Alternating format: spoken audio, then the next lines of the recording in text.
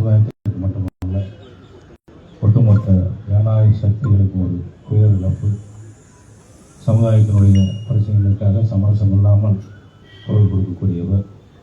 தன்னுடைய கம்பீர குரலிலே எந்தவித அச்சமும் இல்லாமல் துணிச்சலோடு அவருடைய கருத்துக்களை எல்லாம் சொல்லக்கூடிய ஒரு பண்புக்கு சொந்தக்காரர். அவர் இதனுடைய பாவங்களை எல்லாம் வல்ல இறைவன் மன்னித்து அவருடைய நற்பணிகளை மனிதநேய பணிகளை எல்லாம் அங்கீகரித்து உயரிய சோனத்தை கொடுக்க வல்ல இறைவனத்திலே பிரார்த்திக்கின்றேன். அஸ்ஸலாமு அலைக்கும். அனைத்து பள்ளிவாசல்கள் மஸ்ஜிதுகளுடைய கூட்டமைப்பின் தலைவர், சுன்னத் ஜமாத் பள்ளிவாசல் மஸ்ஜித் கூட்டமைப்புகளுடைய தலைவர் பசீர் அகமது அவர்கள், வக்பு வாரிய உறுப்பினர். அஸ்ஸலாமு அலைக்கும் வரஹ்மத்துல்லாஹி வபரகாத்துஹு. அல்லாஹ் தஆலா பாக்கர் மீது அருள் மழையை பொழிவானாக. அவர்கள் சிறு வயதிலிருந்தே, அதாவது பள்ளியில் கல்லூரியில் படிக்கிற காலத்திலிருந்தே இந்த சமுதாயத்துக்காக தன்னை அர்ப்பணித்தவர். அவர் நிச்சயமாக இப்போதுள்ள இளைஞர்களுக்கு ஒரு மாடல். நிச்சயமாக அவருடைய சிந்தனை முழுவதுமே, அவர் மிகப்பெரிய இழப்புகளை சந்திருக்கிறார். இந்த சமுதாயத்திற்காக பணியாற்றுவதற்காக, பணி ஆற்றியதற்காக மிகப்பெரிய பெரிய இழப்புகளை சந்திருக்கிறார். ஆனால் அதற்கு பகரமாக அல்லாஹு தஆலா அவருக்கு மிக மிக பெரிய பலன்களை அல்லாஹு தஆலா அவர்களுக்கு கொடுப்பான். இன்ஷா அல்லாஹ் கொடுப்பான். அவர் ஒரு அஞ்சா நெஞ்சன், இந்த சமுதாயத்தின் அஞ்சா நெஞ்சன் என்று ஒருவரை அடையாளம் காட்ட வேண்டும் என்றால் அது அவர்தான். எந்த விஷயமாக இருக்கட்டும், ஒரு மேடையிலே அமர்ந்திருப்போம், மேடையிலே அவர் கர்ஜிப்பார். எப்படி கர்ஜிப்பார் என்றால், என்ன இவர் இப்படி எல்லாம் பேசுறாங்க, நாங்களே கொஞ்சம் சில நெளிவோம். அந்த அளவுக்கு எதை பற்றியும் பயப்படாமல், அஞ்சாமல் அவருடைய கருத்தை மிக ஆணித்தரமாக கர்ஜித்து சொல்லக்கூடியவர். அப்படிப்பட்டவருடைய எல்லா அமல்களையும் அல்லாஹ் பொருந்தி கொண்டு அவர்களுக்கு மறுமை வாழ்விலே அவர்களுக்கு மேன்மையான வாழ்வை அல்லாஹ் தஆலா வழங்க வேண்டும் என்று துஆ செய்து நிறைவு செய்கிறேன். எங்களோடு நீண்ட காலமாக போராட்ட களத்திலும் சமுதாய களத்திலும் பங்கேற்ற அருமை சகோதரர், ஐக்கிய முஸ்லீம் முன்னேற்ற கழகத்துடைய தலைவர் சகோதரர் ஹைதர் அலி அவர்கள்.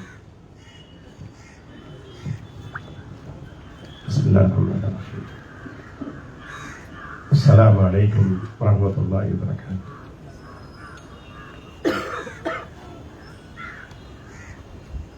ஆயிரத்தி 1994 என்று கருதுகிறேன், முதல் முறையாக நான் பாக்கரை பார்த்தது. சாச்சா முஹிபுல்லா அவர்களுடைய திருமணம் அமைஞ்சக்கரை பள்ளிவாசலிலே நடக்கிற நேரத்தில் ஒரு புத்த பிட்சு இஸ்லாத்துக்கு வந்து விட்டார். அவருடைய திருமணம் நடக்கிறது என்று கேள்விப்பட்டு அந்த நிகழ்ச்சிக்கு போகும் பொழுது இவர்தான் அந்த திருமணத்தை நடத்தி கொண்டிருந்தார். ஒரு சாண்டல் கலர் பேண்டும் ஷர்ட்டும் போட்டிருந்தாரு. அது எனக்கு இன்னைக்கு பார்த்த மாதிரி இருக்கிறது. அவர் அப்பொழுதெல்லாம் அவருக்கும் எனக்கும் பரிச்சயம் இல்லை. அப்போ கேட்கிறது யாருன்னு தான் பாக்கர், சிம் பாக்கர் அப்படின்னு சொன்னாங்க. அதற்கு பிறகு 1995 அவருக்கும் எனக்கும் பிணக்கம் ஏற்படுகிறது. அப்ப தமிழ்நாடு முஸ்லிம் முன்னேற்ற கழகத்தை அன்றைக்கு புனரமைப்பு செய்கிற நேரத்தில் ஏறக்குறைய 1-2 மாதங்களாக அது சம்பந்தமாக நாங்கள் பேசிக் கொண்டிருந்தோம். போய் சந்திப்பது, ஒவ்வொரு முறையா சந்திப்பது, இப்படி சந்தித்து பேசிக் கொண்டிருக்கிற அந்த காலத்தில் தான் ஆகஸ்ட் மாதம் 14ஆம் தேதி விசாரணை என்கிற பெயராலே சிபிசிஐடி அவர் அழைத்து செல்கிறார்கள். ஆகஸ்ட் மாதம் 15ஆம் தேதி அன்றைக்கு ஜாக்கினுடைய ஒரு மாநாடு பெரியார் கடலில் நடந்து கொண்டிருக்கிறது. அதில் ஜாக்கினுடைய முன்னோடிகள் எல்லாம் பேசிக் கொண்டிருக்கிற நேரத்தில் செய்தி வருகிறது, பாக்கரை கைது செய்து விட்டார்கள் என்கிற செய்தி வருகிறது. அதற்கு பிறகுதான் 17ஆம் தேதி அவசரமாக கூடி ஒரு இயக்கத்தை கட்டமைக்க வேண்டும் என்கிற அடிப்படையில அது எப்படிப்பட்ட இயக்கமாக இருக்க வேண்டும் என்றால் ஒரு பாதுகாப்பு சூழ்நிலை வேண்டும் என்பதற்காகத்தான் அன்றைக்கு தமிழ்நாடு முஸ்லிம் முன்னேற்றக் கழகத்தை குளங்குடி அனிபா அவர்கள் வைத்திருந்த நேரத்தில் அவர் பாட்டாளி மக்கள் கட்சியினுடைய பொருளாளராகவும் இருந்தார். அதனால் அவர் பாட்டாளி மக்கள் கட்சியினுடைய பொருளாளராக இருக்கிற காரணத்தாலே அது நமக்கு பாதுகாப்பாக இருக்கும் என்றுதான் அன்றைக்கு தமிழ்நாடு முஸ்லிம் முன்னேற்றக் கழகம் என்கிற இயக்கத்தின் பெயராலே ஆரம்பிப்போம் என்கிற முடிவுக்கு வந்தோம்.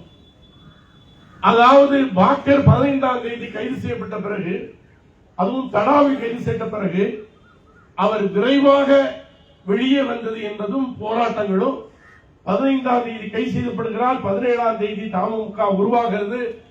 25ஆம் தேதி ஆகஸ்ட் 25 பேரணி நடக்கிறது.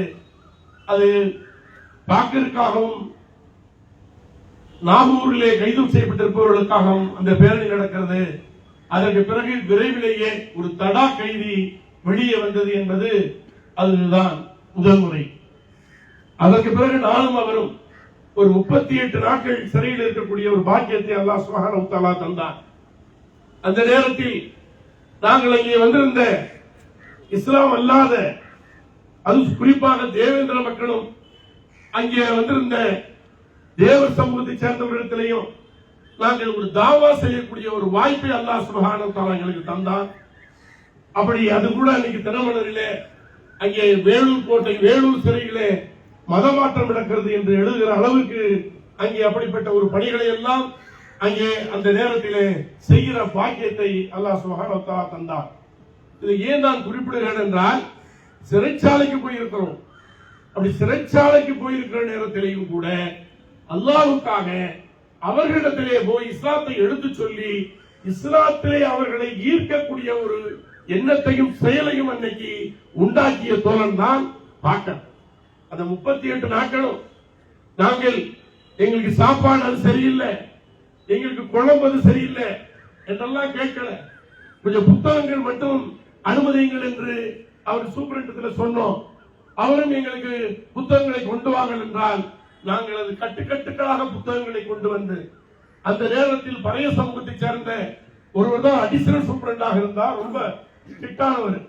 அந்த புத்தகத்தை பார்த்துட்டு அவர் சமூகத்தை சேர்ந்தவர்களை ஒருமையில திட்டி அவங்களுக்கு இதெல்லாம் கொடுத்து அவங்க எல்லாம் மாத்துங்க அப்படி என்று அன்றைக்கு சொல்லுகிற ஒரு சூழல் அல்லாஹ்வுடைய மாபெரும் கிருபையிலே வந்தது.